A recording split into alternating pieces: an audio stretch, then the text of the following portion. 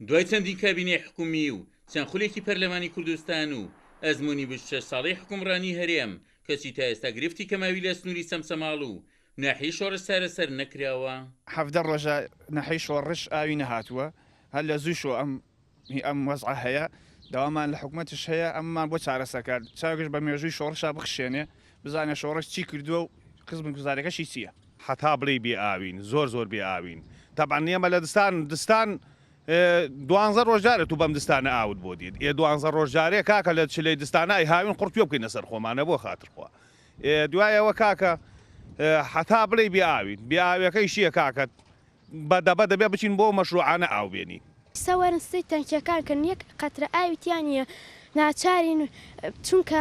خوێنین هاوڕەکانی من شە خوێنن بەس من واز لە خوێندن نێرم چونکە دایک و باوکم ناتوان ئاو بێن ئەبێ خۆم بێم ئاو بێنن لەم مەشروعەیە بۆیە هەر ئەم بۆ ڕێ ئاوەش هەیە ئەم گیانمان بم بۆ ڕێ ئاوەشە ئەمیش نەبێ ناتوانین بژین بۆیە داواکاریم لە حکوومەتەیە ئەم ئاوە چارەسەر بکات. قایمقامی سەمسەماڵ ئاماژە بە هەوڵێکی نوێی حکوومەت هێرێم دەکات کە بۆ چارەسەری کەماوی لە سنووری سەمسەماڵ دەکەوێتە بواری جێبەجێکردنەوە و ئەو هەوڵەش لەسەر بڕیاری قوبات تاڵەبانی جێگری سەرۆکی حکوومەت ئەنجام دەدرێت. سەبارەت بە گرفتی کەم ئاوی لە سنووری قزای سەمسەماڵی بە چەند ساڵە بەردەوام لە چارەسەرکردنی ئەو کێشە و گرفتیان بەداخەوە خێرانی دارایی بەرەوشی گرتوین کەنا هێڵێ ئەو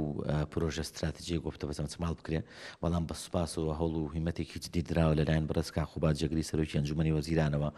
بەوەی کە بۆ حاڵی حاضر بە پێی توانای خۆمان بتوانین بە دوو قۆناغدوو یەکەی پاڵاوتن دروست بکەین لەسەر هێڵی ئەو ئاوەی کە بۆ کارگە بازرگانیەکان دێ لە سنووری سەمسەماڵ و بازیانە وەکو قۆناغی یەکەم بە خۆشحاڵیەوە ئەتوانین لە 20 ڕۆژی ئایندەیە ئەو وحدە تەصفیە ئەچێتە بواری جێبەجێکردن و تەواویش ئەبێ و پارەی پێویستی لەلایەن ئەنجومەنی وەزیران و بەڕێز کاخوبات و بۆ تەرخان کراوە لە تەرخانکراوەکانی پرۆژەکانی داناغاز لە سنوورەکەمان و لیژنەش دەست بەکارەوە بە ڕێگەی جێبەجێکردنی ڕاستەوخۆ جێبەجێ ئەکرێ بە گوژمەی نزیکەی 116,000 دلار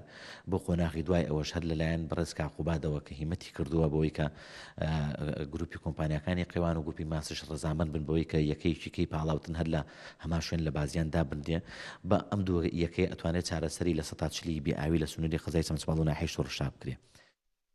لە نێوان گرفتی کەماوی دانیشتوانی ناحیەی شۆڕش و ومێدی لێپرسراوانی قەزای سەمسەماڵ دۆخی کەماوی لەو دەڤەرە دەخوازێت حکوومەت هێران پەلە لە هەنگاوەکانی بکات بۆ بنبەرکردنیە کەمکردنەوەی گرفتی کەماوی لە سنووری سەمسەماڵ.